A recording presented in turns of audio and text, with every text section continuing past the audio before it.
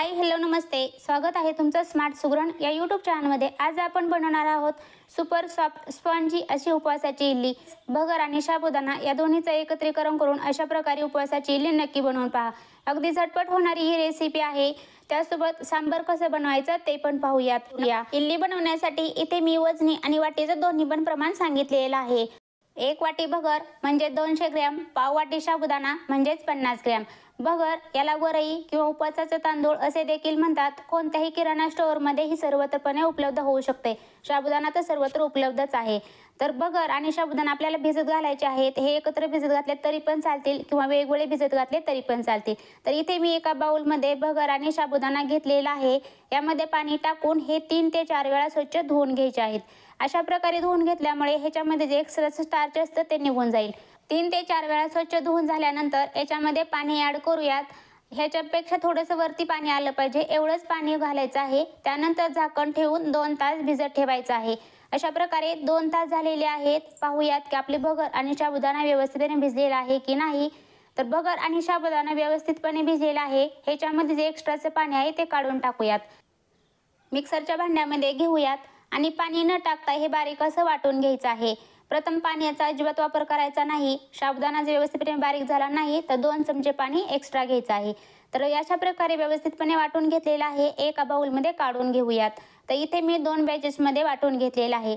अशा प्रकारे हे मिक्स करून घ्यायचं आहे। 1 मिनिटभर मिक्स करून घ्यायचं आहे म्हणजे ते व्यवस्थितपणे मिक्स होईल।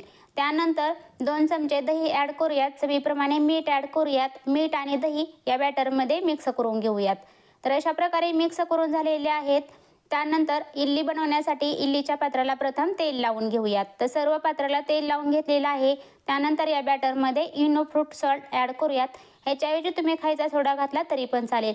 आणि त्यानंतर 2 मिनिट हे फास्ट असं मिक्स करून घ्यायचं आहे म्हणजेच हा इनो ॲक्टिव्ह व्हायला मदतच होते। बघा तुम्ही पाहू शकता अशाच कन्सिस्टन्सीचं हे बनवून घ्यायचं आहे। याच्यापेक्षा घट्ट पण नाही आणि पातळ पण नाही। इडलीच्या पात्रामध्ये ओतून घेऊयात। संपूर्णपणे भरून घ्यायचं नाही तर थोडीशी एक्स्ट्रा जागा ठेवायची आहे। इडलीच्या भांड्यामध्ये पाणी उकळलेलं आहे। त्याच्यामध्ये ह्या प्लेट्स ठेवून देऊयात। प्लेट्स ठेवून देताना हे 3 छिद्र आहे ते खालच्या इडलीवरती आली पाहिजेच म्हणजे वरच्या इडलीचं पाणी याच्यामध्ये पडणार नाही। झाकण ठेवून 10 मिनिट हे शिजवून घ्यायचं आहे लो फ्लेमवरतीच।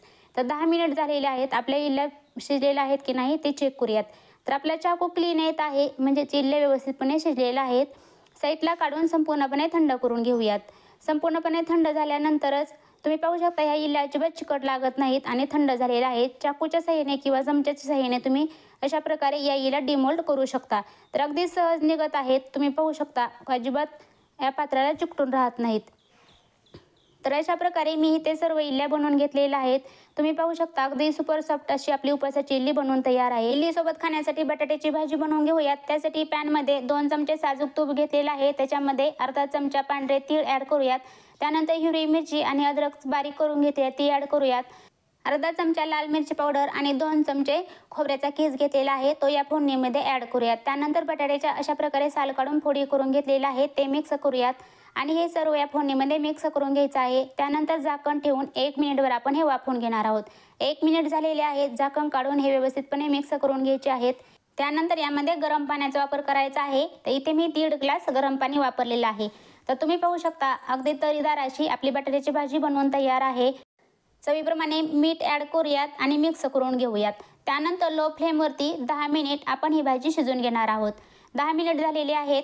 त्यामध्ये भाजी उकळल्यानंतरच शेंगदाण्याचं कूट ॲड करायचं आहे। शेंगदाणे भाजून नंतर त्याचं कूट करून घेतलेलं आहे ते मिक्स करूयात आणि 1 मिनिटभरच आपण हे शिजवून घेणार आहोत। तर अशा प्रकारे आपली बटाट्याची भाजी पण बनवून तयार आहे। इडल्या बनवून तयार आहेत। या नवरात्रीला तुम्ही अशा प्रकारे बटाट्याची भाजी आणि इडल्या नक्की बनवून पहा। अगदी झटपट होणारी ही रेसिपी आहे आणि खायला तर ह्या खूपच छान लागतात। अशा प्रकारे सुपर सॉफ्ट स्पॉन्जी अशी आपली उपवासाची इडली बनवून तयार आहे। एका सर्विंग डिशमध्ये सर्व करून घेऊयात। रेसिपी आवडल्यास रेसिपीला लाईक करा, शेअर करा आणि अजून जर तुम्ही माझ्या चॅनलला सबस्क्राईब केलं नसेल तर जरूर सबस्क्राईब करा। त्याचबरोबर शेजारील बेल आयकॉन क्लिक करा म्हणजे मी अशा नवनवीन रेसिपी टाकत असते त्याचं नोटिफिकेशन सर्वात प्रथम तुम्हाला मिळेल म्हणजेच तुम्ही माझी कोणतीच रेसिपी मिस नाही करणार। तर पुन्हा भेटूयात अशाच एका नवीन रेसिपीमध्ये। तोपर्यंत मस्त राहा, खुश राहा, आनंदी राहा आणि सर्वात महत्त्वाचं खात राहा। रेसिपी पाहिल्याबद्दल थँक्यू।